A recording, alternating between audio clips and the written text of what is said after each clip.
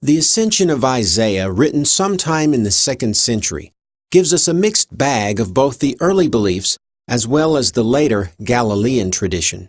It is a document that has been heavily edited over time, but astonishingly, the basic idea of what some of the early Christians believed is still present, side by side with the contradicting later embellishments.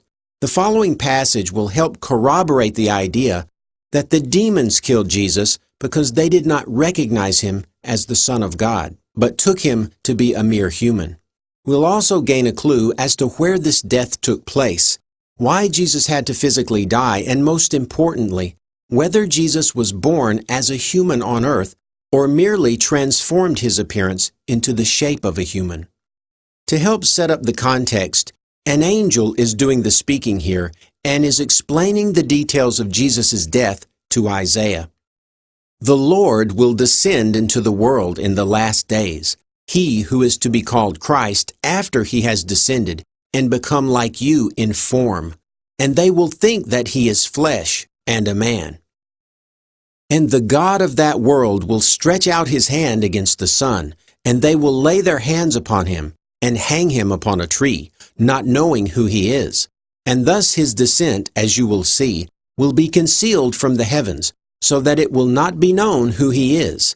And when he has plundered the angel of death, he will rise on the 3rd day, and will remain in the world for 545 days, and then many of the righteous will ascend with him.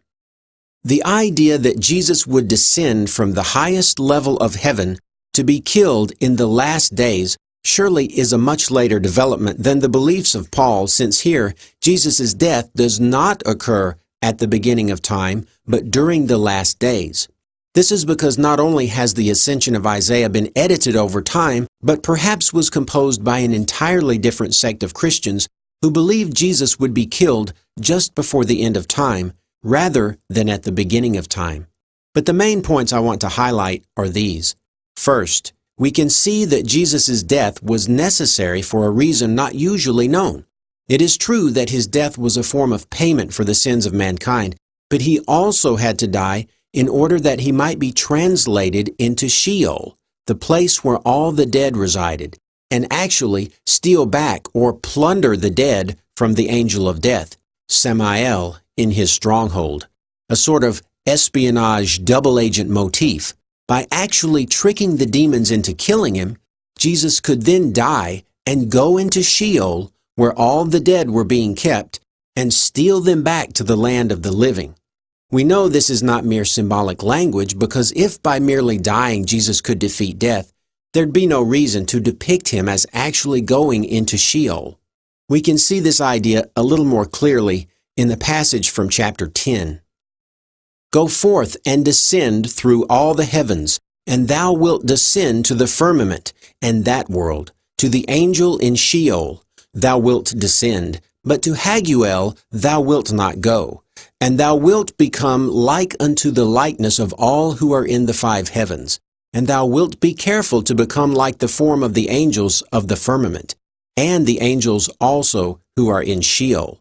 And none of the angels of that world shall know that thou art with me, and of the 7 heavens, and of their angels. Much more could be said about this idea, but let's move on. Secondly, it is Satan who is described as stretching out his hand against Jesus, and the phrase, they will lay their hands upon him and hang him upon a tree, most likely refers to the demons and not the Jews or Romans for a couple of reasons. 1. It comes immediately after the mention of Satan. 2. Both Satan and they are depicted as grabbing Jesus physically with their hands. And 3. A less obvious reason is that these beings who hang him on a tree will think he is flesh and a man. This point really should be stressed. What else would the Romans and Jews think if they saw something shaped like a man that walked and talked like a man? But the big clue here is that just because the Romans or Jews saw Jesus and assumed he was a man, would have been no reason to kill him. They would not have killed Jesus just because he looked like a man.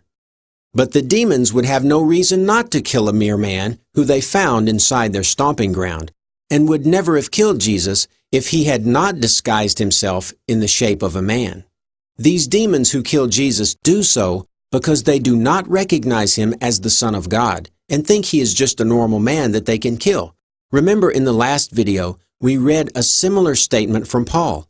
None of the rulers of this age understood it, for if they had, they would not have crucified the Lord of glory. So we now have further corroboration that the demons killed Jesus, but we've also seen a merging of both early and late beliefs into one document. Not uncommon, but rather the norm.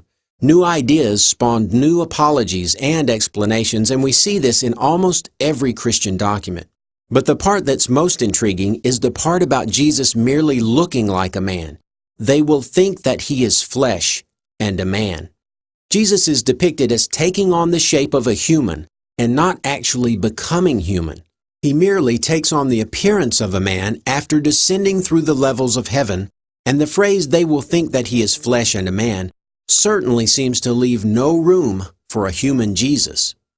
But some may want to argue that this passage is not from the Bible.